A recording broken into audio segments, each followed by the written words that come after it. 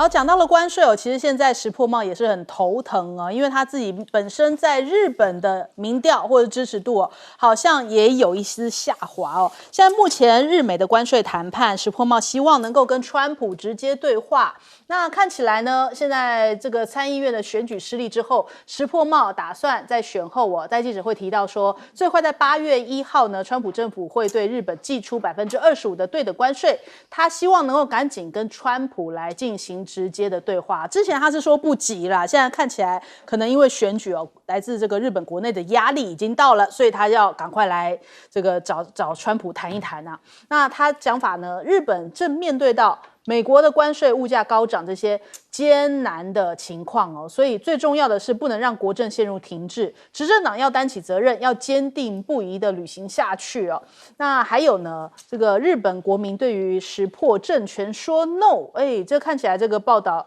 的确是这个石破茂的危机哦。他们说这个石破茂的责任论现在已经浮上了台面，这是继去年众院大选之后石破茂的2连败，上次还可以说是内阁刚成立哦，罪不在我。但是如今呢，石破内阁上路10个月，仍然没有办法换回民意哦，所以民众不买单，这样石破茂还能够坚持多久呢？许多日本的选民还讲说啊，不知道石破茂该如何担责，他应该要辞职。目前他的支持率已经跌到了20.8%的新低哦。以日本政坛的惯例呢，30%以下就算是危险水域了，跌破20%哦，就是下台的水域啊。因为现在日本的民粹主义反倒是崛起了。根据 CNN 的报道，现在新兴的右翼政党参政党啊，以日本优先的这样的竞选口号，那主张说要限制外国居民的数量啊，移民的福利啊，而且啊要让规划日本更加困难。在选举之后呢，大获全胜，赢得了14个席位。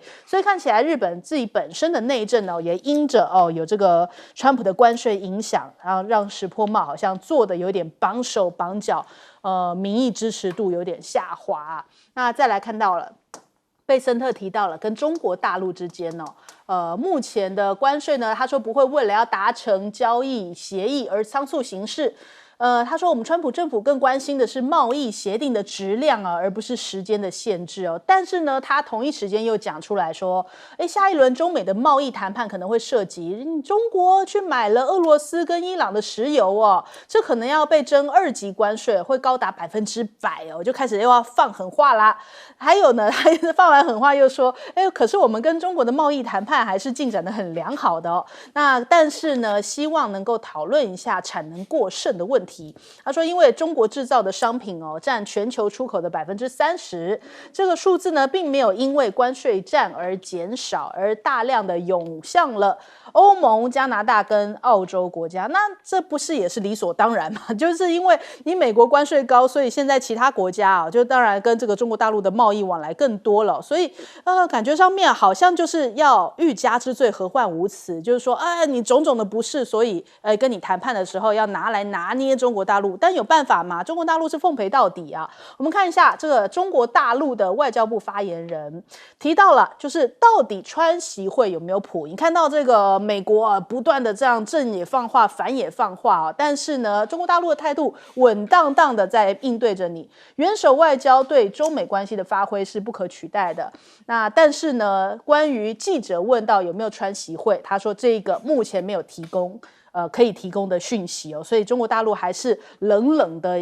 应对啊。那对于欧洲来说的话，中国大陆现在强硬对待这个川普的关税对欧洲同样也是采取不退让的方式那现在看到了，现在包含了欧洲理事会的主席科斯塔以及这个欧盟委员会主席冯德莱恩也即将要在本周4访问中国大陆了。那是不是也是要讨论一些高敏感的议题呢？将要举行中欧领导人的会晤，所以现在恐怕也要看一看中欧接下来谈的状况是如何。我们先来问一下赖老师怎么看？我觉得中欧的问题因为目前的安排已经很明确了这是纪念50周年建交，本来应该在布鲁塞尔办，但是布鲁塞尔要求说中国大陆破格破例习近平去一趟，中国大陆认为没有这个道理，因为过去以来都是总理去嘛，而不是国家主席。但是如果在北京办的话，通常都是习近平会见这些人所以大陆坚持按照外交惯例走，那结果就他们到北京来了。那到北京来，目前看起来，双方的氛围并不太好。那我觉得大陆会完全遵守外交礼仪走过场。习近平看起来就是会见一下，就是说他是东道主，那就会见这2位欧洲的代表，然后跟他们谈一谈，讲一讲中国的主张、中国的想法、中国的立场。对，接着就交由国务院的总理李强去跟他们讲的啊。那双方能够达成什么协议，其实我是不抱任何期望，双方能够坦率的，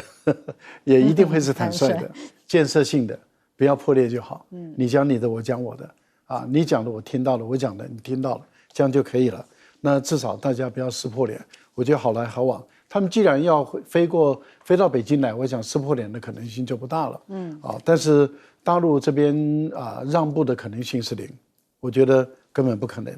那除非你欧盟他真的要走自己的路，但是欧盟看起来也不可能走自己的路了。欧盟永远会追随美国走，所以他等于是都在期待的美国的关爱的眼神。那他等于是打中国牌，要来看看美国的眼神。可是他之前的中国牌也打坏了，因为他原本是打投名状，就是用打中国来讨好美国。那这个部分川普就不买单嘛，一样，本来是20%的关税增加到30%，那这个就让你欧盟很难看了。我打了中国，你还跟我增加10%的关税，这简直变成欧盟里外不是人了啊！那现在欧盟的问题是他自己咎由自取，那美国怎么处理呢？我觉得美国的贝森特用威胁的方法来对付中国是找错对象，用错方法。为什么？因为中国人千万你不要威胁他，因为不信邪不信鬼是中国共产党的特质。以前在对日抗战结束，内战刚结束，1950年麦克阿瑟说他要越过鸭绿江、图们江，要直接打北京。中国大陆的这个朝鲜战争就是抗美援朝，跟美国打得平手。美国的武力装备那么强，中国大陆也没在怕，也就是我没有看到红军或是叫做解放军有在怕外国人的。所以美国跟中国打，美国的武力这么强，美国没有打赢。然后苏联有核武弹哦，苏联还是老大哥哦，然后跟俄罗斯在珍宝岛打了一仗，俄罗斯没打赢。俄罗斯就苏联、英国、美国支持印度去跟中国打，然后印度有了他们的武器装备，结果中印这个反击战，印度被打得落荒而逃。就是说中国大陆的共产党对外面的战争，我没看过他们有怕过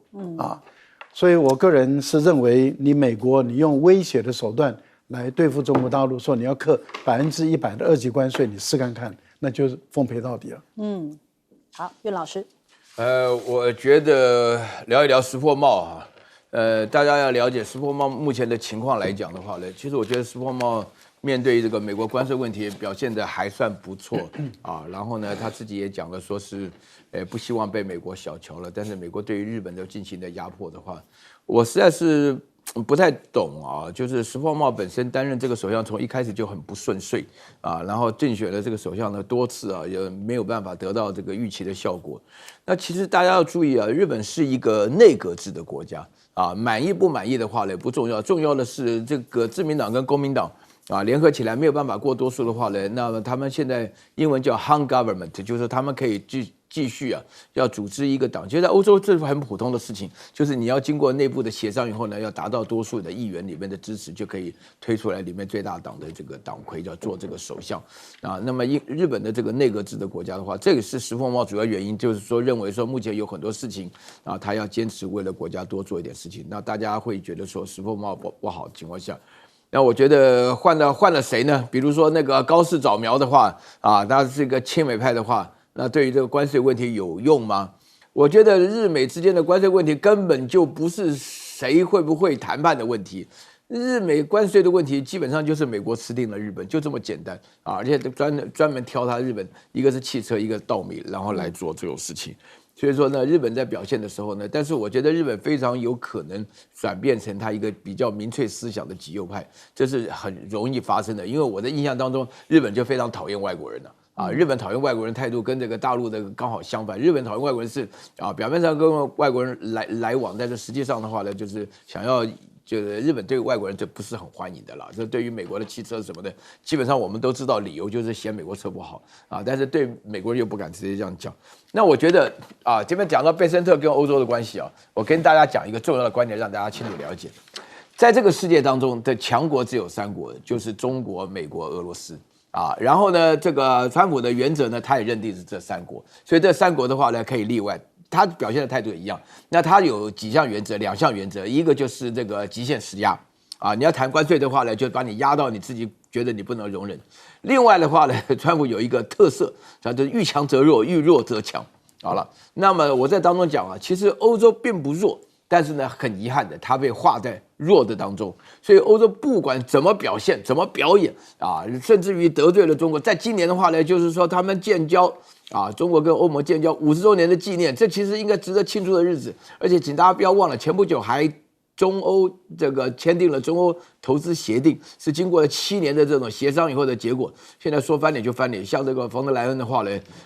那么他自己的话呢，一方面要去中国，另外一方面的话呢，就是讲出很多话。那大家知不知道冯德莱恩讲这些话，其实目的是什么？我必须坦白讲。欧洲本身来讲的话呢，就是在这种夹缝中生存，所以它不会让中国感到高兴，想要讨好美国的结果又不会有任何实质的效果。好，来问将军。我觉得美国川普真的是大家在看他在那边自己闹笑话那试问一下，我们看他从关税，从他就任开始讲，4月2号宣布对等关税，后来又自己唾面自干，自己说，我再给大家90天时间，现在90天是时间然后改成8月1号，8月1号剩下10天呢。我问你有哪个国家理他？好像大家都不再理他了。这时候贝森特开始出来自己找台阶，想要找个台阶下了因为到现在为止，好像除了英国之外，包括欧盟、包括中国、包括日本、包括韩国，那除了我们台湾我们台湾不讲是不敢讲了。那其他没有人理他，那贝森特现在也急了大家都不理我，那我这个脸往哪放所以他开始找台阶下。我念一段贝森特现在讲的话贝森特说，这个川普并不急于在期限之内达成协议，这很明显就是说，我们不一定在8月1号就一定要达成协议紧接着你可以听他讲下去，真正重视的是协议的品质。然后他最后结论是8月1号以后我们会持续谈判。你说现在是不是已经开始在这个打预防针，为自己找一个退路才开始讲话？你再看这之后，你再看他讲的这句话，我们这边上面写的这个中国需要进行大量再平衡，中国制造商品占全球输出的30%这是他讲的。但是下句很重要，就这个数字并没有因为美国的关税而减少，表示说它出口还是30%嘛，没有减少。所以说，大量的商品将涌向欧洲、加拿大和澳洲。所以中国贝森特自己讲的，你关税战对中国来讲没有影响。那我们再看他说是这个对欧洲来讲，不是对欧洲，对俄罗斯来讲的话，要征100%的关税。如果他不进谈判桌的话，那第一个就是你是不是给这个俄罗斯有50天的时间，他可以继续打？我跟你讲，50天之后，欧洲那边就进入雨季了，下一公司大概也就在打50天，就是让你这50天让你这个普京好好的去打这个俄乌战争。那第二个，就算你征100%关税，受伤的是自己。当然，你可以说是，其实中国的能源已经分散到各地，包括我们知道它早就注意到，包括它的绿能、太阳能、风电甚至于昨天我们还在讨论水电发电。那你如果说大家都不跟俄罗斯买油，我跟你讲，大家跑去跟中东买油，会不会提升中东油价？提升中东油价，受害是美国自己。你之后你就是你的通货膨胀会继续更严重，所以我觉得很多事情是牵一发而动全身的。那世界上面整个全球的经贸绝对不是你川普想象中这么单纯，你一句话这个就可以做所有的结论。所以我认为这次来讲的话，目前已经听得出来，贝森特已经在替自己找台阶下了。好，我们先休息一下，王仲马回来。他已经在讲台阶。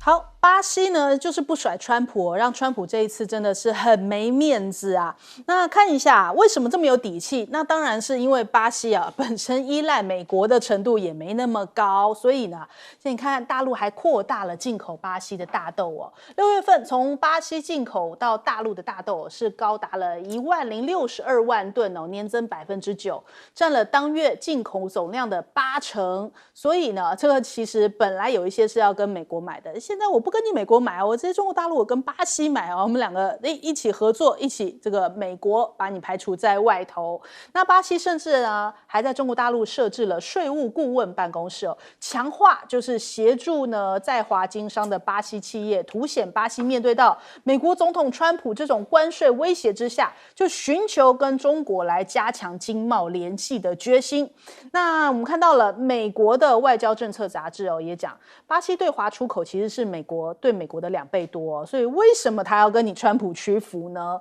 这数字摆在面前嘛，巴西对于美国出口额仅占国内 GDP 的2%，而巴西对于中国的出口则是美国的2倍之多。在这种情况之下，美国经济学家克鲁曼也指出，巴西的民主机制几乎没有任何合理的动机，必须要趋于川普你这样的个人意愿啊。华盛顿邮报也是说了，这个川普对于巴西的霸凌适得其反，甚至呢看到了这个鲁拉的强硬态度还回呛这个川普说我要反制裁你啊。现在咖啡豆不是要应声大涨吗？还甚至提高了鲁拉在国内的支持度有一些过去在批评鲁拉的一些商界精英啊，现在都给他这个按赞叫好，反倒是这个川普好像没有落到什么好处，鲁拉声势倒是大涨了。另外看到了这个黄仁勋现在好像也是这个声势大涨据说在这个美国媒体眼中他还取代了库克，过去呢他是川普耳边的叫做科技界的总统耳语者现在变成了黄仁勋。因为这次黄仁勋来到这个中国大陆参加练博会之前，还跟川普先去摇一摇耳朵那目前黄仁勋也带领着辉达市值突破了4兆美元大关，那他也以这个独特的政治手腕影响了白宫的政策方向比方说像是这个解禁 H20 的销售禁令。那黄仁勋也被华府形容为新一代的川普耳语者所以库克的这个角色好像被取代啦。现在科技界来说的话，跟川普走得最近的也不是马斯克啦，早就已经排除在外啦，也不是库克啦。那现在看起来这个过去黄仁勋反倒是在川普就职的时候他是没有出席的那一位倒是现在已经到了 C 位去了，所以这个转变挺大的。那黄仁勋这一次去到了北京，也被形容他好像其实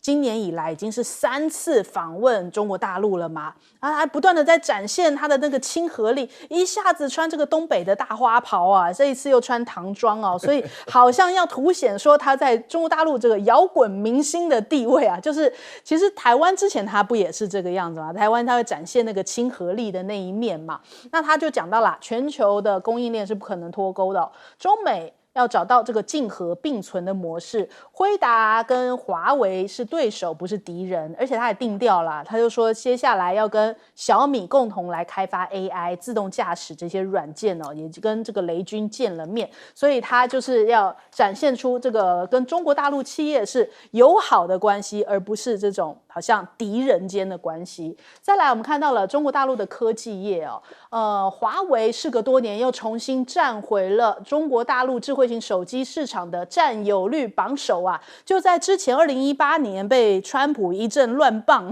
这个影响之下说这个 Android 也不能用，然后晶片也不给你重重的限制之下，真的是重创了华为。但是华为现在还是重新站回了这个宝座，代表你川普没有打到位嘛，你这些打到最后只是让人家更强而已所以我们看到根据 IDC 的数据，华为今年 Q2 其实已经到达市占率18%，另外还有这个 vivo 跟 OPPO 呢，他们的这个市占率也应声下滑，因为很多人就开始就是回去买华为，支持华为那你看看这个整个比例来说的话，华为的确是居冠的，而且呢它的麒麟9010S 的晶片呢也是定位在这个学生市场。有些人觉得说华为手机好像很贵，它现在也是这个多样化的，所以学生市场的话可能就相对来说定价会再更亲民一些。美国媒体也提到了，就就是说现在中国大陆在人工智慧AI 领域的话，其实中国大陆正在把国家资源用在整个 AI 的技术堆叠上面，从晶片、资料中心乃至于能源这个是全部的力量一起来拼这个 AI 啊。那 OpenAI 还警告说，大家要注意中国大陆的挑战，因为 DeepSeek 这样子来自中国大陆的 AI 公司可能会阻止美国的竞争对手进入到全球市场。那这个 AI 的领域就是这样子啊，谁先拿到了这个独占性，谁先占有更大的市场，谁就可以来制定标准所以现在美国相当紧张啊。我们先来问一下赖老师怎么看？川普欺负巴西欺负到过头了，明明赚了巴西人的钱，还要对巴西课关税。那巴西人怎么忍耐？然后不但要对巴西课10%的关税，再加40%去干涉巴西的司法。波索纳罗大家都看得很明白，他当初就是选输以后跑到美国去要发动政变嘛，这个都是检察官已经起诉，而且都有证据了。而川普却用40%的关税去干涉巴西的司法，说叫他把他放走。这个都不对的事情，所以。巴西的反弹尤其是鲁拉的反弹有正当性、有合理性，他得到广大巴西人的支持。我们看到他的声望也在往上冲，过去反对的这些企业家都回过头来支持鲁拉，而很明显的，美国的汉堡肉已经在涨价了，因为它的汉堡肉有很大的来源是从巴西来的，然后美国的咖啡豆也在涨价了。因为它有很大，尤其是星巴克有很大的一部分是从巴西来的。现在巴西把这些转到中国大陆，因为本来你美国的高关税，中国会转单，别人也会转到中国来，所以本来反而是自由贸易区的国家里面经济越做越好嘛。像中国去年中国的这半年中国的经济出口是正成长，进口也正成长，就双正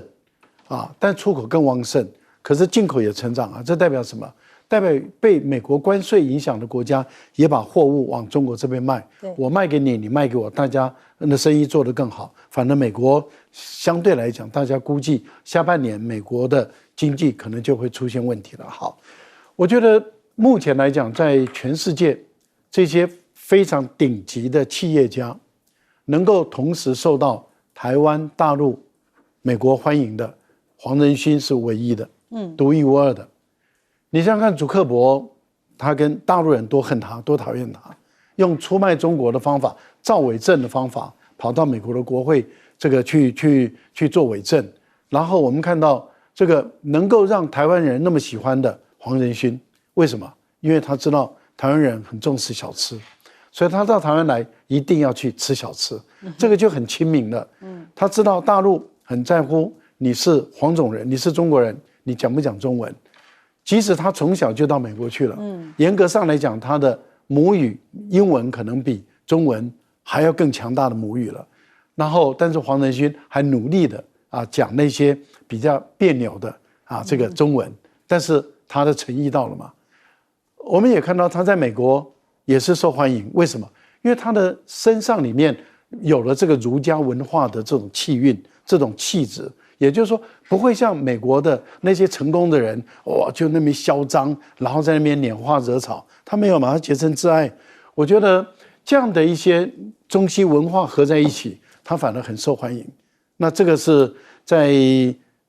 美国也好，或是其他的地方，这种杰出的企业家中，尤其是美国的杰出企业家中，能够同时受3地的喜欢的，那他可能是唯一的。好，来问岳老师。我觉得这个川普的搞巴西实在是有点太过分了哈。我讲有几件事情因为首先大家要知道，波索纳罗他也曾经被选为总统嘛，所以巴西是一个分裂的状况。在南美洲的国家他们基本上都认为上帝离得太远，离美国太近。南美洲国家对美国的话呢，就是好像长期来讲的话呢，是有一种依附的关系。但是我觉得川普这次玩得过火就要干涉司法，是一个非常让他们不高兴的事情。然后一个贸易逆差的国家要征收50%的关税，完全就没有考虑到他们的处境。然后第3点的话呢，就是有关关税的问题谈都不谈，就给了封信然后呢就是要求50%。50%这个事情的话呢，所以说这个巴西的话呢，同仇敌忾啊，那个鲁拉的这个态度上的话呢，我觉得也就是刚好而已。因为鲁拉出身韩维啊，我后来才了解到为什么有一次鲁拉讲话的时候就哭起来了，就是巴西这么大的、这么富裕的一个环境啊，那个巴西是全世界第6大国啊，那居然的话呢，有人吃不饱饭。那就跟这个美国的本身控制他们的粮食有直接的关系，所以在这种情况之下的话呢，我觉得对于鲁拉的操作上来讲的话，其实是有一点欺负人了。那大家知道吗？大家要了解一件事情啊，只要你觉得国家的元首或是这个国家被欺负的时候呢，人民最容易团结的这个谁都知道，凭讲这个道理就可以了解到这个跟你讲其他都没有特别问题。黄仁勋的事情的话呢，我必须要说一句心里的话黄仁勋呢，不管怎么讲呢，首先是个商人再者呢是个美国人那还有一个呢是一个灵活的美国商人那他的美国人本身呢，黄仁勋的这个 NVIDIA 的科技就没有话讲他那卢特尼克讲到说是卖了，好不容易经过美国这样的协商，黄仁勋做了很大的努力他的库存都非常多，现在卖了 H20的芯片到中国，这最主要的原因，卢特尼克讲说这是第4级的，大家要了解如果你讲到华为的进步追赶上的过程当中是如此的接近的话呢，大陆4级，大陆不会去买美国的4级的芯片，要买的话呢，主要是因为养的那个黄仁勋的生态，那个 CUDA 的生态，做 AI 的那个生态，大家要了解一件事情，我们自己就有这种感觉。原来的时候，我们以前我在留学的时候用了 IBM Compatible 的那个时候用了 IBM Microsoft 的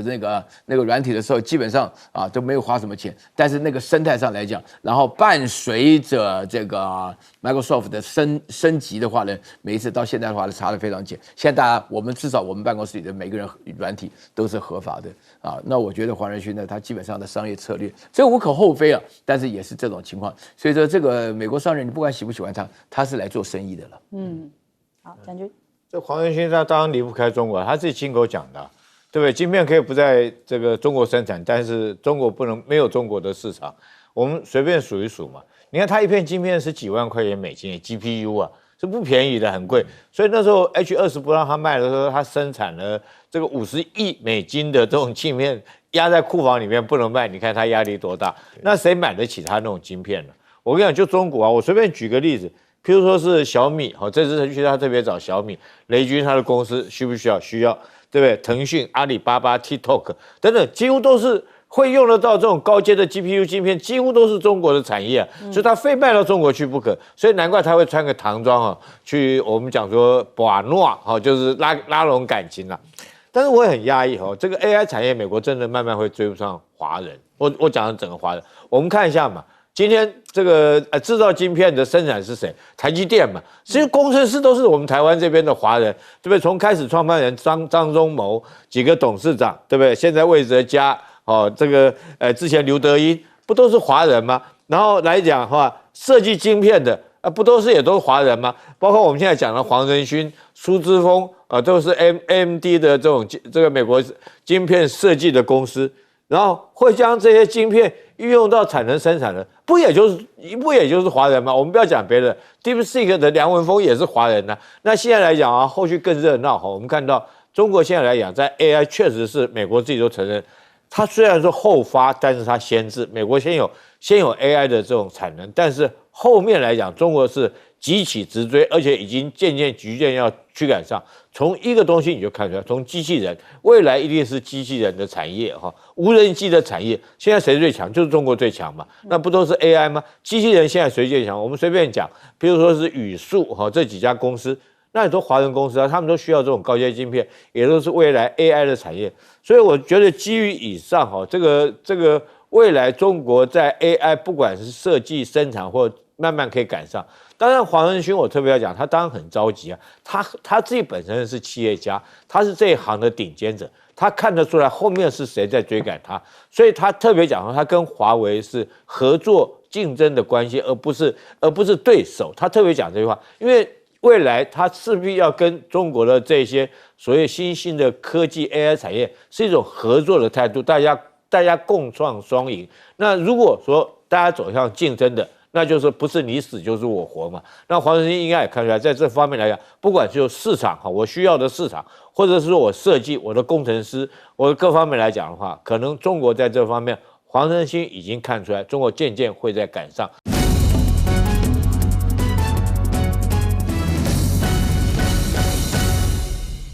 欢迎收看《新闻大白话》，我是主持人翟轩。马上来欢迎一下这个阶段加入我们讨论来宾，国际事务专家赖岳谦。主持人好，观众朋友大家好。台大哲学系教授苑举正。翟轩好，各位观众朋友大家好。退役少将厉正杰。翟轩好，各位观众大家好。好，马上关注一下哦，因为现在台美的关税啊，在726之前，这可是民进党最不想要台湾的话题哦。但是呢，现在有一些消息指称，比方说像是赵大哥哦，他就讲说这个好像听说是32啊。就是这个台湾现在已经让利不少啦，不解政府为什么迟迟不公布谈判的内容？民进党是想要利用这个罢免同票当缓冲吗？如果32%属实，怎么能够隐瞒大家呢？我们来听听看。我觉得民进党就想拖过7月26号，拖过7月26号。我得到消息是就是32%，绝对不会太少。他们想要10%，绝对不可能的。听到这32%的消息，民进党哎呀天崩地裂啊！这可是会影响到他们这个大罢免的哦。所以呢，你看这个 AIT 发言人就出来讲说，谈判还在进行当中，相关进度建议以参考美国和台湾官方消息为主哦。那赵大哥他就回击啦，就说那为什么不敢说几%呢？这个政院竟然敢出来讲说不可取，那不敢讲说到底实际上数字是多少吗？来看一下行政院讲法，他说美国谈判本周会有新一轮的磋商啊，谣言无论是基于个人、商业或是政治上动机，都是不负责任、不可取的。那赵大哥又回击了，就说那如果你觉得32%是错的，那你就告诉大家到底是多少嘛？你可以拿出一个真实的数据出来讲哦。但是呢，这个吴思瑶这一番话透露出来，其实为什么民进党这么紧张？就是呢，哎呀，这个是唱衰台湾呐，大罢免前呐，扰乱视听啊，扰乱什么视听？有可能就会不支持你民进党了，发现你们这个台美关系坚若磐石是一场空啊，一个字空啊！结果呢，这个根本都谈不到好的这个数字，而且我们都已经跪都跪了，然后舔都舔了，然后该让都让了，结果还是32%。那你们赶快来以正视听一下，告诉我们真实数字是多少嘛？再来看到了这个美国的财长有一番说法，贝森特怎么讲？他说呢，如果各国在宽限期前无法拿出更好的方案，就会回到4月2号的高点。那我们有没有拿出更好的方案呢？我们是不是就是他所说的会回到4月2号的高点？哎呀，那一回去我们不就是32%吗？那美国的网站也是这个有爆出来说，台湾是收32%的关税哦。你看日本是24%，南韩25%，台湾32%。这 PTT 网友在美国贸易代表署USTR 的网站找到了一份文件，上面就是这么样的标示着。这当然可能是来自于这个4月2号留下来的数据哦。那现在目前日本已经是25%了，所以到底我们台湾能不能谈到更好的？那你这个政府也说话呀。在脆上面也有人说，AIT 透露消息哦，就是大概呢，就是如果我们罢免掉一个国民党的立委，关税就可以减1%。嘿，这个 AIT 还可以看国民党立委来减几%吗？这是不是为着要大罢免已经不择手段了，甚至还要把这个鬼话都要这样子乱扯、瞎扯起来哦？那你看老柯的讲法，他说发动大罢免是跟川普合作，要消灭共产主义。好像如出一辙哦，就是他们都是这样子，要把这个关税的事情再缴获到跟大罢免搞在一起，所以他们心中什么事情都比不上大罢免，就连关税都要摆到一边去。其实对他们来讲也不是最重要的事情，只要不影响大罢免就行嘛。那还有更大的危机在后头哦。看到联合报的这个写法说，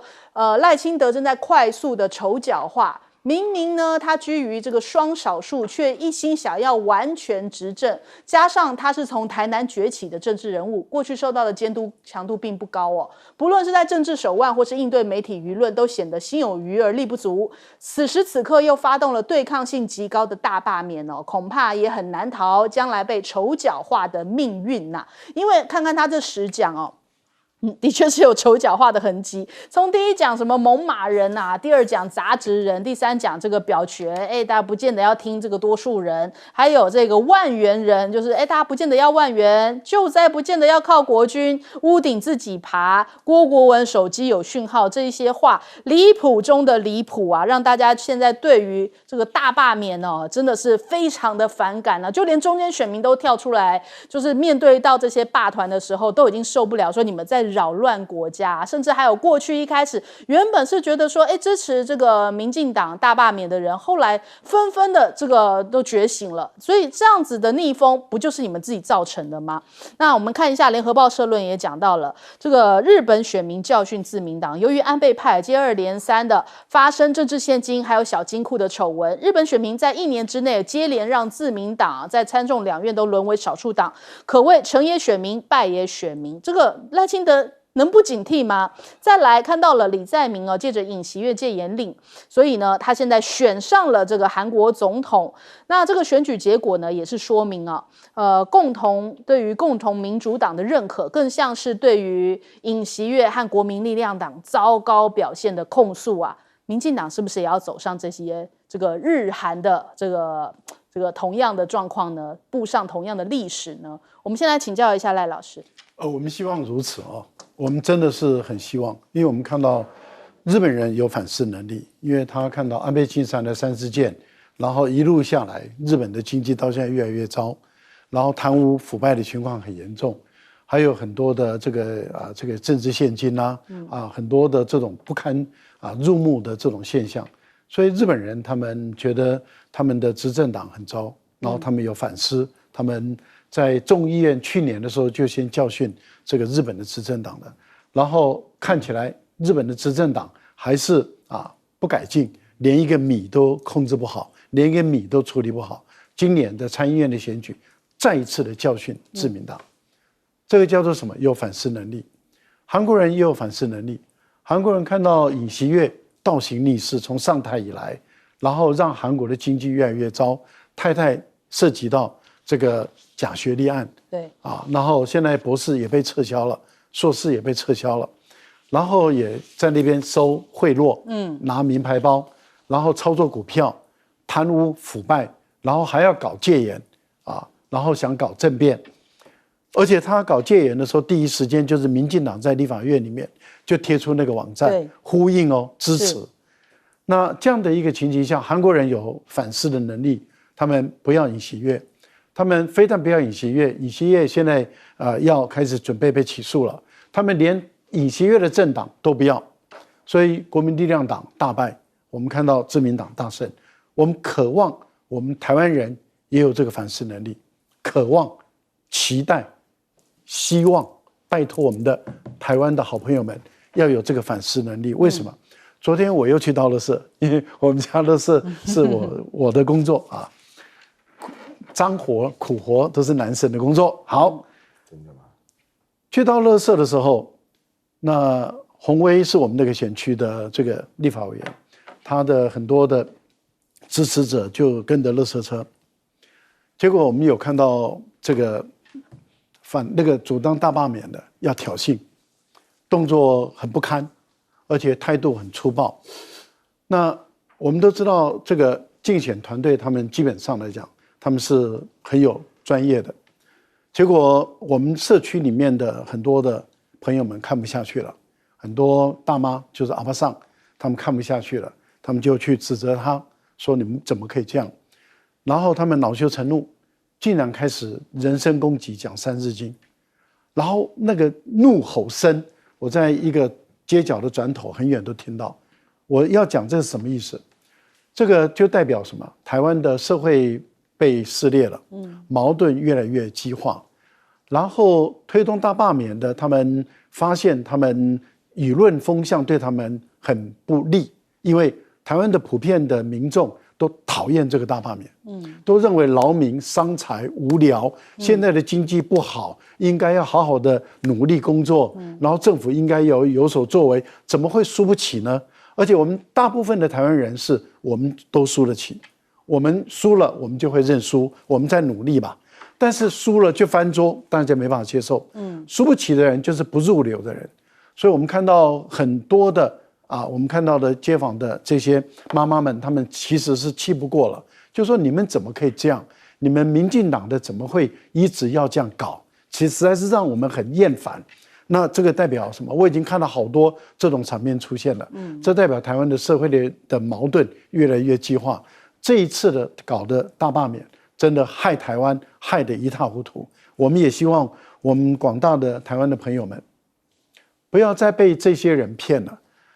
川普什么时候会在乎台湾的大罢免？对，川普什么时候会在乎？他只在乎台积电，跟在乎台湾的外汇存底很高。好，我们来请教苑老师。我觉得真的是要大家稍微注意一下哈。这个大罢免的话呢，就是这个是世界上唯一的，因为我们在投票都是选举，现在投票还要罢免真的是搞来搞去那所以这个台湾本身是创造世界纪录不过我觉得这里头最奇怪的，就是我记得以往我因为看李敖的表示的时候，李敖说过一次就是国民政府的时候，基本上还怕美国干预所以没有被他判死刑那我觉得大罢免搞到现在的话，美国都没有说话，然后柯建铭居然说是跟川普合作的。我觉得这个话比赵少康讲的话要严重的多。赵少康讲的说，你为什么不敢公布，是不是很高这个是个合理的推断。那柯建铭讲的是一个莫名其妙的指控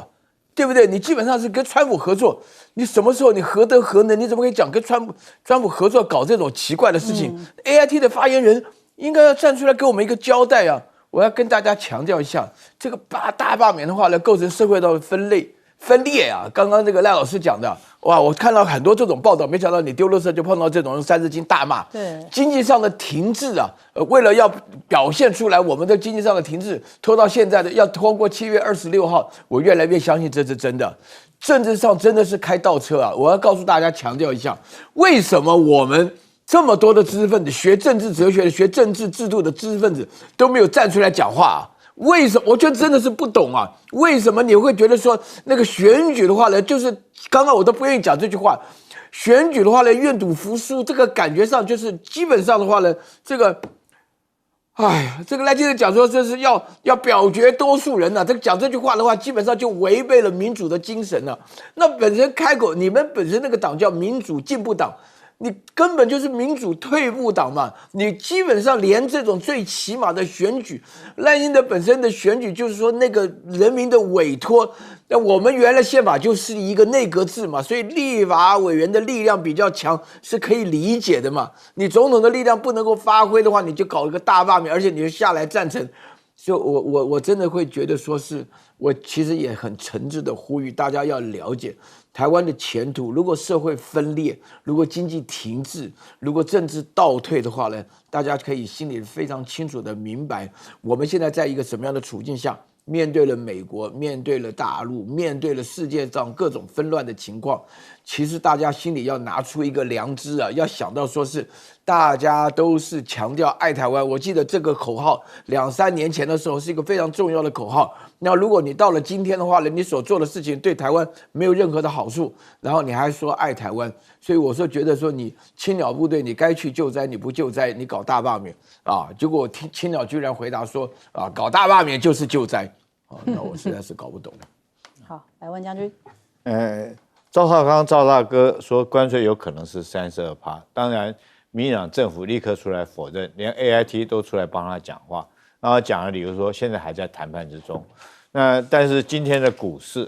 立刻就下跌了这个352点，跌幅达1.51%这么多。那股市已经证明了嘛，股市到底是相信赵少康大哥所讲的话，还是相信政府所讲的话？我觉得股市已经给出了答案，但是我们不敢讲说到最后结果是几%，我们现在不敢讲，因为川普也没公布。也没那个，可是我们不得不怀疑，从今天的股市表现，我们不得不怀疑，说是赵少康讲32%，确实是有所本的。你知道，股市代表大多数人的想法大家这事关到每个人口袋，那是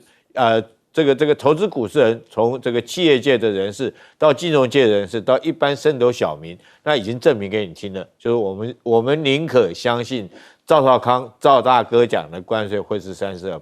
因为这32%下去很严重，大家有评估过，如果说关税只有10%的话，大家还可以接受；如果到20%的话，那企业界会损失，就受到损失会严重。如果超过30%的话，我想企业界就会倒一片，可能很多企业就会关门，那会造成台湾的失业，甚至于很多的企业会移到国外去。所以我觉得今天这个股市已经给我们一个很明确的答案。那这次大罢免其实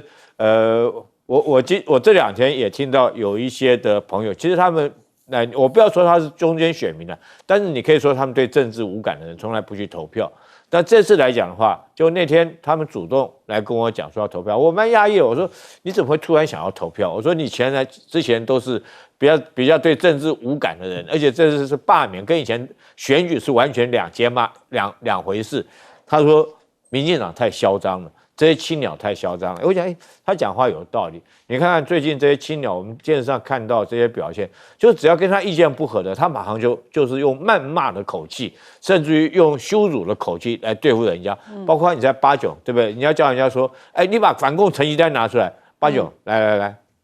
你来跟我讲这句话，我把我反共成绩单拿来，你要不要来跟我比，对不对？我们反共的成绩单。那你动不动就辱骂人家，然后只要说跟你意见不合，你就骂人家是这个中共同路人，要不要就骂人家说是共产党用这种言语来骂人家。其实我跟你讲，很多人受不了。其实我们都是在认同我们中华民国的，没有人会去认同共产党。但是你今天你用这种辱骂的口气，所有人都受不了。再加上这段时间，我特别要认为这个对大罢免来讲的话，赖英德你为什么讲了4讲以后你就不再讲？后面那几讲是我们节目加上去的了，什么这个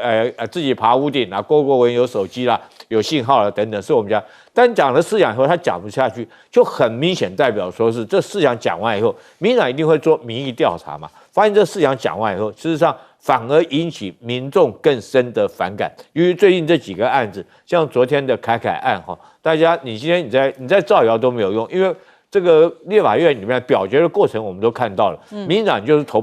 反对票嘛，对不对？那对于妈妈心里头，我们看到那个凯这种好一个年轻无辜，不是年轻根本就是弱小的这种生命，居然可以被凌虐致死，激起全民的基于全世界人类普世价值的共愤。那你说这些人难道不应该让他给他最严厉的处分来遏止以后像这种事情发生吗？有所谓虐童，其实在台湾不是只有凯真，之前也发生过好几起，尤其是现在一个弱小的生命最需要依靠，那有些是被同居的男人这个殴打致死或者凌虐致死，已经屡见不鲜，不是一起案件，已经好几起这种案件。其实这只是人类基本上面良知良人的要求，结果我们很讶异，民进党居然投这个反对票那这个事情我觉得对这次罢免也增加更不利的预算。另外来讲的话，我们其实不要把老百姓当作傻瓜，认为他们不会判断，都完全听信你的谎言。从这次来讲，我认为很多民众反而所谓物极必反，你谎话讲多了。当有一天被揭穿的时候，当民众认清说原来你讲这些是谎言，那之前你所讲的事情大家都认为是谎言，不管是普发1万块，你编的理由，或者是台电等等这些事情，大家慢慢现在都已经觉醒了。所以我觉得这次来讲的话大家一定要这个很认真的出来投票投下不同意罢免的票，已经不只是单纯的去选贤与能，而是要这个让公理正义这个普植在每一个我们台湾人民的心目之中。好，我们先休息一下，广告之后马上回来。